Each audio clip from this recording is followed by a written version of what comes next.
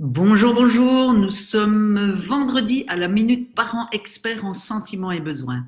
Ça fait une quinzaine de jours que vos enfants et adolescents sont rentrés à l'école et dans les cours et déjà certains parents certaines familles vivent les devoirs avec certaines difficultés. Il y a parfois des colères, des disputes. Les parents montent sur le ring pour savoir qui va gagner dans ce combat entre tu vas faire tes devoirs, non, je ne vais pas les faire, ou je n'ai pas envie de les faire.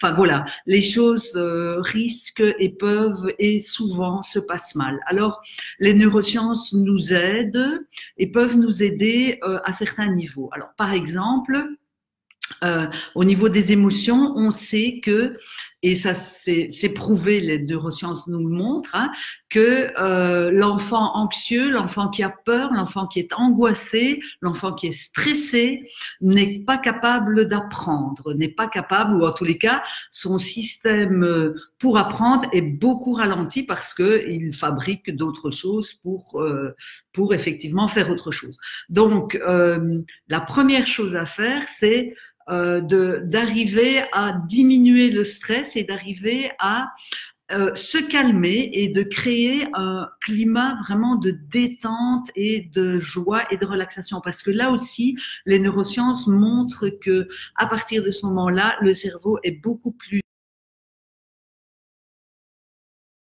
Donc, l'utilisation des cartes, mes sentiments, mes besoins est vraiment encore une bonne occasion pour décharger tout le stress et l'anxiété que l'enfant peut ressentir.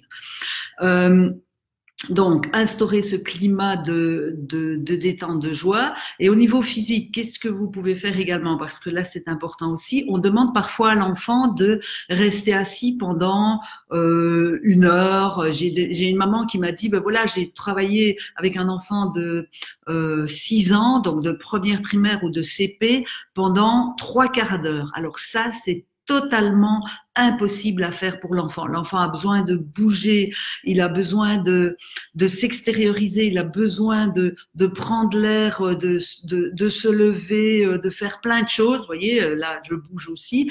Et c'est vraiment important pour lui de lui permettre de se lever après X minutes de travail. Donc, c'est impossible de vraiment le laisser. Pour lui, c'est impossible de travailler pendant 3/4 d'heure. Donc là, il va falloir ah bah tiens, j'ai ici le programme et je vous le conseille. Et c'est pas souvent, ça ne m'arrive pas souvent, mais il y a un programme de jeu de cartes qui s'appelle la méthode Félicité et où vous avez toute une série de cartes également et vous pouvez proposer des petits exercices à vos enfants et vraiment je vous le conseille en tant qu'enseignant ou enseignant ou parent. Bon, ça c'est une chose. La deuxième chose, c'est permettez-lui de boire, offrez-lui à boire régulièrement parce que au niveau des neurones, c'est important aussi des connexions synaptiales, c'est vraiment très important. Les connexions se font mieux à partir du moment où le cerveau est irrigué. Quand l'enfant est fatigué, arrêtez tout simplement. C'est pas la peine, il est pas capable de continuer. Évidemment, je vous parle pas du régime alimentaire qui doit vraiment être équilibré, pas trop de sucré, avoir tout ce qu'il faut pour pouvoir travailler. Il y a aussi toute une partie organisationnelle que vous allez pouvoir mettre en place ou en tous les cas aider votre enfant à trouver les meilleures conditions pour travailler. Donc, le mieux, c'est de créer des habitudes, donc un espace, un endroit où il se sent bien, où il va pouvoir travailler plus facilement. Le matériel doit être prêt, etc. Au niveau de la gestion du temps, l'aider aussi en mettant un Pomodoro, hein, ou votre téléphone, en tous les cas des petits laps de temps pour qu'il sache, tiens, à partir de tel moment, j'aurai terminé et je vais faire cette tâche-là pendant autant de temps. D'autres choses, commencer aussi par les charges les plus difficiles, les charges de travail. C'est toujours mieux de commencer par ce qui est le plus difficile et terminer par ce qui est le plus facile.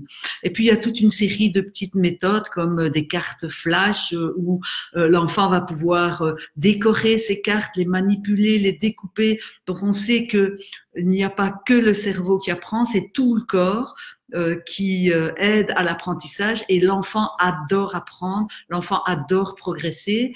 Rappelez-vous quand il a commencé à marcher, il a commencé à tenir sa cuillère, voilà. Donc c'est vraiment un état naturel de l'enfance que d'apprendre. Donc c'est nous avec notre stress de parents qui souvent ramenons ces conditions d'apprentissage à quelque chose de plus ennuyeux ou plus stressant.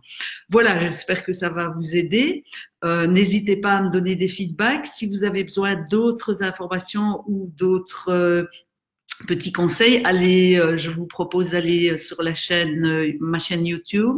Sinon, sur Facebook, on a un groupe parents experts en sentiments et besoins.